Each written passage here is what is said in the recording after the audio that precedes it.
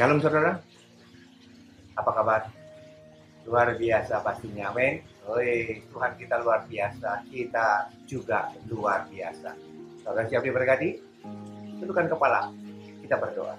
Terima kasih Bapak, kesempatan demi kesempatan kau berikan buat setiap kami, untuk kami boleh mendalami, kami untuk kami boleh belajar. Kami butuh firman-Mu dalam keadaan seperti ini, khususnya Bapak, lebih lagi kami butuh berbicara kepada setiap kami. Urapi hamba-Mu Tuhan, berkati jemaat-Mu dimanapun mereka berada, apapun aktivitas mereka, apapun masalah mereka, apapun problem mereka. Kalau mereka percaya kepada Tuhan, bagi Tuhan tidak ada yang mustahil, apapun masalah mereka. Terima kasih Bapak, kami pegang firman-Mu, kami butuh firman-Mu, berbicara kepada setiap kami. Haleluya, semua yang siap diberkati sama-sama katakan, amin. Haleluya. Buka bersama dengan saya firman Tuhan, terambil dari 1 Samuel 28, ya. 1 Samuel 28 ayat 5 sampai dengan 7. 1 Samuel 28 ayat 5 sampai dengan 7. Kalau saudara bisa membuka Alkitab, kita akan baca sama-sama. Atau karena keadaan saudara tidak sempat untuk bisa membawa atau membaca Alkitab, saya bacakan buat saudara. Firman Tuhan 1 Samuel 28 5 sampai dengan 7. Demikian firman Tuhan. Ketika Saul melihat tentara Filistin itu, maka takutlah ia, dan hatinya sangat gemetar. Dan Saul bertanya kepada Tuhan, tapi Tuhan tidak menjawab dia, baik dengan mimpi, baik dengan urim, baik dengan perantara para nabi. Lalu berkatalah Saul kepada para pegawainya, carilah bagiku seorang perempuan yang sanggup memanggil arwah, maka aku hendak pergi kepadanya dan meminta petunjuk kepadanya. Para pegawainya menjawab dia, di Endor ada seorang perempuan yang sanggup memanggil arwah. Amin. Sampai di sana dulu saudara. Inilah keadaan manusia pada umumnya. Saudara, bukan semuanya, tapi pada umumnya seperti itu. Kapan kita datang kepada Tuhan? Kita datang kepada Tuhan waktu kita punya masalah, waktu kita punya persoalan. Seringkali tanpa ya ini sudah nalurinya seperti itu, tanpa kita sadar mengerti. Kalau kita disuruh berdoa, kita berkata apa? Aduh, capek ya, nggak ada waktu ya, susah ya, aduh, segala macam alasan lah. Tapi kalau kita lagi punya persoalan, kita punya masalah, kita akan berdoa di sana.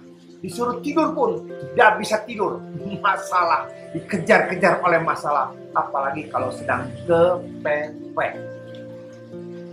Dikejar-kejar debt collector, dikejar deadline, mau disita lah, sudah terlambat lah, kata dokter seperti ini. Wah, pokoknya kalau udah seperti itu, kita bisa lebih begitu rohani, kita datang kepada Tuhan. Saudara, kenapa sih bisa seperti itu? Kenapa kita harus dipepet? Kenapa kita harus mengalami tekanan dulu, baru kita datang kepada Tuhan? Sebenarnya begini saudara, waktu kita punya masalah, kita datang kepada Tuhan. Ya, tidak dosa. Tapi ironisnya, seringkali waktu kita sukses, waktu kita berhasil, waktu kita kaya, kita lupa untuk mengucap syukur kepada Tuhan. Kita lupa kesuksesan kita. Itu bukan semata-mata karena kita hebat. Kesuksesan kita itu datang daripada Tuhan. Kita lupa mengucap syukur kepada Tuhan.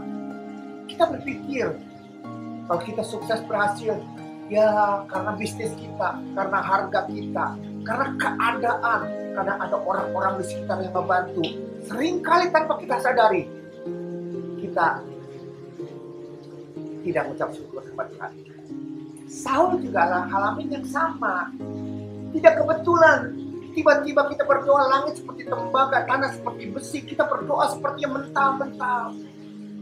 Tidak kebetulan kalau kita berdoa, Tuhan tutup telinga, Tuhan tidak dengar. Saudara, dia kepingin dan sangat kepingin, sangat rindu untuk berkomunikasi dengan saudara dan saya, menjawab doa saudara dan saya. Ingat, dia Bapa yang baik. Dia tidak pernah punya rancangan yang jahat buat saudara dan saya. Tapi kenapa Saul melalui mimpi, melalui urim berdoa, Tuhan sepertinya meninggalkan dia dan Tuhan tidak mendengar dan tidak menjawab doa Saul. Inilah Tuhan, saudara. Persoalannya, saudara, kalau saudara baca, kalau saudara baca di dalam 1 Samuel 15 ayat 1 sampai dengan 3. 1 Samuel 15 ayat 1 sampai dengan 3. Kita lihat coba 1 Samuel 15 ayat 1 sampai dengan 3. Berkatalah Samuel kepada Saul, aku telah diutus oleh Tuhan untuk mengurapi engkau menjadi raja atas umatnya. Oleh sebab itu, dengarkanlah bunyi firman Tuhan. Beginilah firman Tuhan semesta alam. Aku akan membalaskan apa yang dilakukan oleh Amalek kepada orang Israel. Karena orang Amalek menghalang-halangi mereka ketika orang Israel pergi dari Mesir. Jadi pergilah sekarang, kalahkanlah orang Amalek, tumpaslah segala yang ada padanya, dan janganlah ada belas kasihan kepadanya. Bunuhlah semuanya, laki-laki maupun perempuan, kanak-kanak maupun anak-anak, dan yang menyusu, lembu maupun domba, unta maupun keledai. Saudara, inilah dia. Tuhan memerintahkan Saul untuk berperang melawan Amalek. Karena Tuhan mau memusnahkan dia, orang bangsa itu. Saudara, ini yang terjadi. Tumpas semua, laki, perempuan, tua, muda, yang lagi dalam kandungan, binatang semua, unta, kambing, domba, kuda, bunuh semua. Itu perintahnya.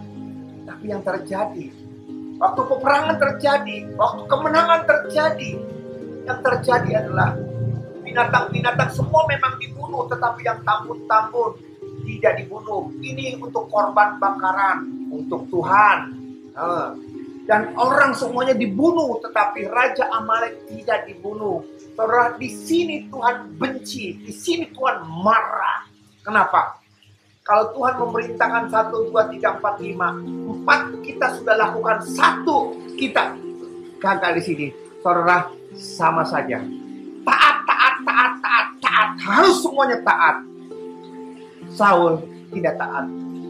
Kenapa Saul seperti itu? Ditegur. Saul berkata, rakyat sudah capek, rakyat berperang, rakyat menyambung nyawa, karena rakyatlah peperangan terjadi, karena rakyatlah kemenangan terjadi. Dia berpikir kemenangan ini adalah oleh karena rakyat yang sudah berperang dengan luar biasa. Dia tidak sadar bahwa kemenangan ini sudah Tuhan rencangkan, bahwa Saul akan menang karena Tuhan yang berperang untuk dia. Melalui rakyat-rakyat itu, tetapi dibalik sama Saul, dia berpikir rakyatlah yang berjasa, rakyatlah yang membuat. Oleh karena itu orang Cina bilang dia paise, dia sungkan, dia tidak enak kalau ya sekedar kambing yang domba tambun-tambun, toh ini untuk Tuhan juga. Dia berpikir seperti itu. Dia berpikir semuanya toh dimatiin, apa salahnya menyenangkan rakyat, 1 rajanya kita tidak bunuh, apa salahnya, saudara? Bukan korban bakaran yang Tuhan inginkan, tetapi hati yang melekat kepada dia, taat kepada dia, ikuti perintahnya tanpa tawar-menawar. Itu yang Tuhan inginkan. Dan di sini Saul gagal. Disinilah kerajaannya hilang. Karena kau menolak aku, karena kau menolak firmanku, aku juga menolak kau sebagai raja. Aku telah memilih the man after my own heart, orang yang berkenan di hadapanku, Daud. Dan mulai saat itulah Tuhan undur daripada Saul. Itulah yang terjadi. Tidak kebetulan kalau Tuhan itu tutup mata, tutup telinga, tidak mendengar, tidak menjawab. Karena ada sesuatu sehingga Tuhan undur. Tuhan berkata, kalau kau berpikir kesuksesanmu, keberhasilanmu, kemenanganmu oleh karena rakyat, oleh karena kehebatanmu, oleh karena strategimu, oleh karena alat-alatmu, oleh karena pengalamanmu, oke, Tuhan tidak mau memaksa. Dia berkata, silakan andalkan rakyatmu, andalkan tentaramu, andalkan modalmu, andalkan kepandaianmu, andalkan itu semua. Aku undur. Itulah bahayanya, saudara. Kalau sampai Tuhan sudah undur, disitulah bahayanya. Ingat, kita berhasil, yang pegang keberhasilan. Kita sukses, yang pegang kesuksesan. Kita bisa hebat seperti ini. Dia yang memberikan anugerah dan karunia itu buat saudara dan saya. Ingat itu. Kalau sampai dia undur, saudara, tidak pernah akan ada orang yang bisa Judul khotbah saya pada kesempatan hari ini adalah bertobatlah. Apa saudara? Bertobatlah. Kalau engkau sudah berdoa dan Tuhan tidak mendengar, kalau engkau sudah berdoa, Tuhan tidak menjawab, jangan cari alternatif. Apa saudara? Jangan cari alternatif. Karena apa? Karena yang pegang kendali adalah Tuhan. Yang pegang berkat adalah Tuhan. Yang pegang kesembuhan adalah Tuhan. Yang pegang semuanya adalah Dia. Kalau kita cari alternatif, tidak ada gunanya. Yang harus kita lakukan semua satu, bertobat. Dekatkan dirimu kepada Dia. Tersungkur di sana. Tuhan akan mengampuni dosa kita. Pak, kan kita sudah terlalu jauh, Pak. Kita sudah terlalu dalam, Pak. Kita sudah berdosa. Ingat saudara. Walaupun dosamu merah seperti kirmisi atau seperti kain kesubah, Tuhan sanggup untuk memutihkan seperti salju dan seperti kulit bulu domba. Yes, Dia mampu. Dia sanggup. Dia tidak pernah memandang hina kita, tetapi Dia akan menghargai kalau jiwa kita yang bertobat untuk datang kepada Dia. Jangan cari alternatif. Susah, Pak. Kita lihat, kita tidak perlu berargumentasi mungkin bisa atau tidak bisa, parah atau tidak parah. Kita lihat contohnya di dalam Alkitab. Berhafalah ayat ini, Yunus 1 ayat 1 sampai 3. Datanglah firman Tuhan kepada Yunus bin Amittai demikian, bangunlah, pergilah ke Niniwe, kota yang besar itu, berserulah terhadap mereka karena kejahatannya telah sampai kepadaku. Kejahatannya sudah sampai kepada Allah, artinya sudah numpuk sampai ke sana. Itu jahatnya bukan main. Ketiga, tetapi Yunus bersiap untuk melarikan diri ke Tarsis, jauh daripada hadapan Tuhan. Ia pergi ke Yaho dan mendapat di sana sebuah kapal yang akan berangkat ke Tarsis. Ia membayar biaya perjalanannya lalu naik kapal itu dan berlayar bersama-sama dengan mereka dan ke Tarsis, jauh dari hadapan Tuhan. Kenapa sampai Yunus melarikan diri? Tuhan suruh pergi ke Niniwe. Kenapa dia melarikan diri malah ke Tarsis? Saudara, inilah. Itu Niniwe, bangsa yang sangat kejam. Tidak pantas untuk diampuni. Yunus tahu hatinya Tuhan. Dia tidak mau pemberitaan ini disampaikan kepada orang-orang Niniwe dan mereka bertobat. Yunus tuh tidak mau. Yunus maunya mereka dibunuh. Mereka habis, orang modal seperti itu, bangsa modal seperti itu, hancurkan, habiskan. Tidak layak mendapatkan pengampunan Tuhan. Dia jahat. Oleh karena itu dia melarikan diri, karena dia tahu hatinya Tuhan. Akhir dari cerita itu kita tahu kan? Bener kan? Orang-orang Niniwe mengoyakkan, mengambil debu sekonsum, bersujud minta ampun. Siapa tahu Tuhan mengampuni, dan memang Tuhan mengampuni. Begitu melihat mereka merendahkan diri, begitu melihat mereka bertobat, begitu melihat mereka melakukan berbalik daripada itu semua, Tuhan timbul belas kasihan. Oleh karena itu saudara, kalau keadaan membuat engkau sepertinya langitmu seperti tembaga, tanah seperti besi, doa-doamu tidak dijawab dan sepertinya semuanya ditinggalkan oleh Tuhan, jangan cari alternatif. Datang kepada Tuhan dengan bertobat. Apa saudara? Bertobat. 1 Yohanes 1 ayat 9 berkata apa? Bertobat, ia setia dan adil. Dia akan mengampuni segala dosamu dan menyucikan kau dari segala kejahatan. Itu yang Tuhan inginkan. Datang. Dalam keadaan seperti itu, jangan kita menjauh daripada Tuhan, tetapi kita mendekat kepada Dia. Seperti Daud berkata, biar aku jatuh ke tangan Tuhan daripada aku jatuh ke tangan manusia. Dia tahu dia salah. Dia bukan melarikan diri, tapi dia datang kepada Tuhan biar aku jatuh ke dalam tangan Tuhan. Aku dihukum oleh tangan Tuhan, tidak apa-apa daripada aku jatuh ke tangan manusia, karena dia tahu belas kasihan Tuhan. Belas kasihan daripada Tuhan itu, kemurahan daripada Tuhan itu luar biasa. Ada amin. Tapi yang kita lihat sekarang adalah apa yang terjadi dalam keadaan langit seperti tembaga, tanah seperti besi. Yang terjadi adalah Saul pergi cari pelihat. Okay? Lalu berkatalah Saul kepada, carilah bagiku seorang perempuan yang sanggup memanggil arwah. Lihat, dia cari alternatif. Dia cari alternatif untuk dia mau mengetahui. Saudara, maaf, sekali lagi saya ingatkan, kalau kau pergi mencari alternatif yang lain, kau mencari pelihat, kau pergi mencari dukun. Maaf, kalau kau pergi mencari alternatif yang lain, maaf, dokter alternatif, segala macam kesembuhan. Bukan saya membenci kepada dokter, bukan saya, saudara saya juga dokter, teman-teman saya banyak yang dokter. Tapi masalahnya, apa gunanya kalau kita tahu dan tidak punya kuasa untuk merubah apa yang kita tahu? Apa gunanya kita ke dokter kalau dokter berkata kita pasti mati, sedangkan dokter tidak punya kuasa, tidak punya hikmat, tidak tahu bagaimana untuk menyembuhkan itu? Apa gunanya kalau sekedar tahu? Bukan saya benci dokter. Kalau sekedar dokter tahu kita punya masalah dan tidak bisa diobati dan dia tidak bisa mengobati, buat apa sekedar tahu? Buat apa kita pergi ke alternatif kalau dia cuma bisa mendiagnosa, memberitahukan kepada kita bahwa kita punya penyakit, kita punya masalah, kita punya problem, dan dia tidak punya kuasa untuk mengubah segala sesuatu. Percuma kita pergi ke dukun, pelihat, pemanggil arwah. Kalau mereka cuma bisa berkata, kamu akan mati, kamu akan mati, kamu akan mati, ini terlalu parah, ini belum menyebar. Kalau kita sekedar tahu, untuk apa itu semua? Untuk apa pengetahuan itu? Tidak akan bisa merubah hidup kita. Tidak pernah akan bisa menyelesaikan masalah saudara dan saya kalau sekedar tahu.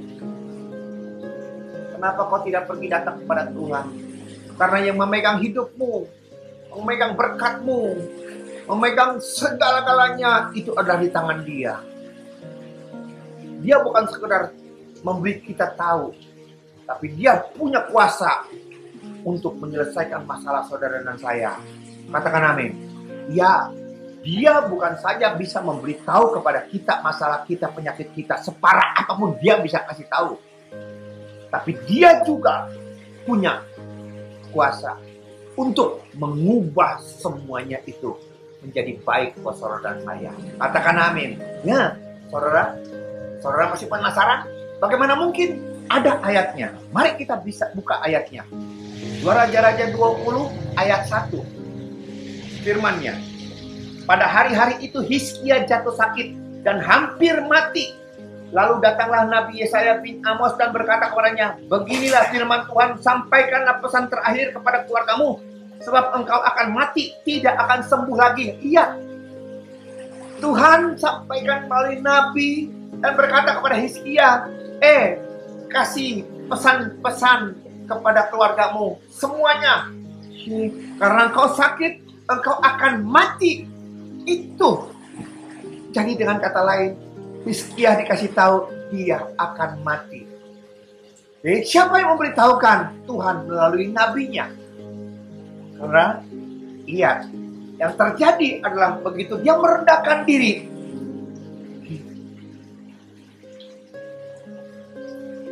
begitu dia merendahkan diri datang kepada Tuhan, Tuhan balik datang berkat ini. Ayat kelima, baliklah, katakanlah kepada Hizkia raja umatku, beginilah firman Tuhan Allah Al-Daud dan Bapa Luhur, telah kudengar doamu dan telah kulihat air matamu. Sesungguhnya aku akan menyembuhkan engkau pada hari yang ketiga engkau akan pergi ke rumah Tuhan.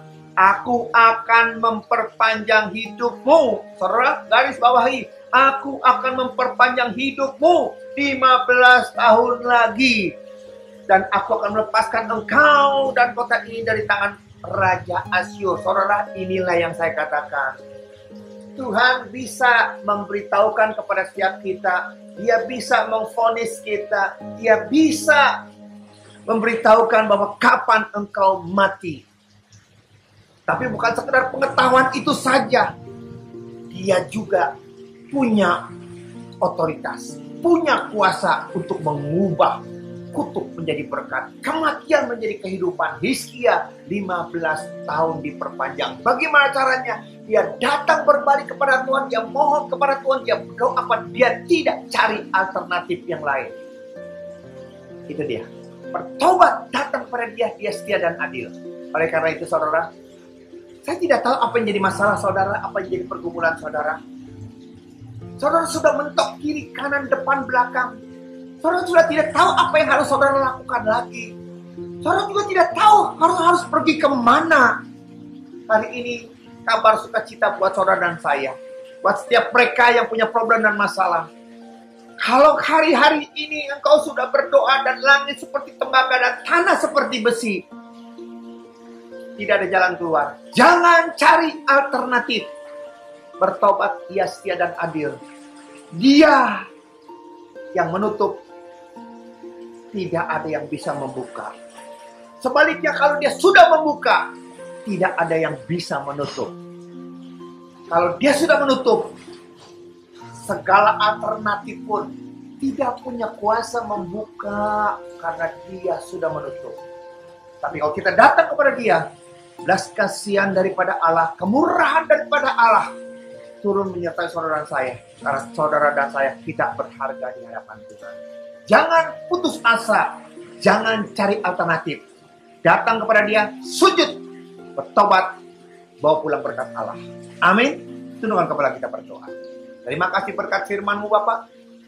Kalau saat ini jemaat-Mu dimanapun mereka berada, mengalami saat-saat langit tembaga dan tanah besi, mampukan mereka untuk tidak mencari alternatif. Ingatkan kepada mereka, bukan alternatif itu yang membuat membebaskan, melepaskan mereka dari masalah mereka.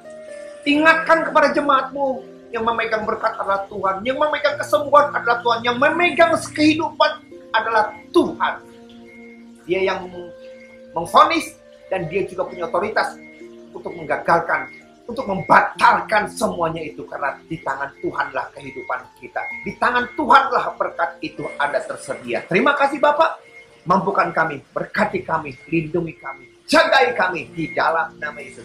Berkati senantiasa negara kami, presiden, wakil presiden, gubernur, dokter, suster, dan semua jajaran yang terendah. Lindungi, jaga itu bungkus negara kami, pulihkan ekonomi negara kami, negara kesatuan Republik Indonesia senantiasa ada menyertai negara kami. Di dalam nama Yesus, kami ucap syukur untuk berkat-Mu. Haleluya. Amin. Demikian saudara, firman Tuhan. Sampai jumpa dalam sesi yang akan datang. Tuhan Yesus memberkati. Shalom.